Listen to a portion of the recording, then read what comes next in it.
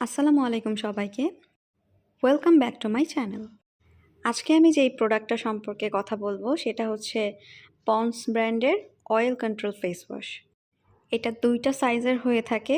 50 গ্রাম যেটার প্রাইস হচ্ছে 120 টাকা, আর 100 গ্রাম যেটার প্রাইস হচ্ছে 200 থেকে 220 টাকা। এই ফেস ওয়াশটা যেটা ক্লেম করছে যে স্কিন থেকে একদম অয়েলগুলোকে দূর করে দিবে, অয়েল ফ্রি একটা গ্লো দিবে। এটা যেহেতু একটা ফেস ওয়াশ, সো এটা অবশ্যই ফেসটাকে ক্লিন করে আর সাথে অয়েলটাও রিমুভ করে।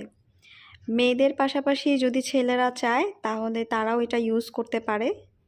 এটা আসলেই ফেস থেকে এক্সেস অয়েলগুলোকে দূর করে দেয়, ফ্রেশ একটা লুকস দেয়। এখানে ভালো কোয়ান্টিটিরই প্রোডাক্ট রয়েছে জেল ফর্মুলাতে। এখানে বলেছে যে সিলিকা বিটস থাকে।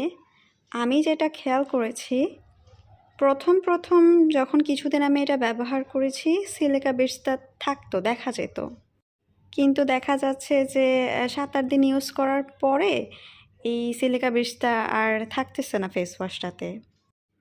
হতে পারে এগুলো হচ্ছে একদম মুখের কাছে চলে আসছিল, তো এটা যেই কয়দিন প্রথম যেই কয়দিন ইউজ করা হয়েছে তখন এটা চলে আসছে, আর ভিতরে দেখা যাচ্ছে না, মানে আমি তো আর দেখতে পাচ্ছি না।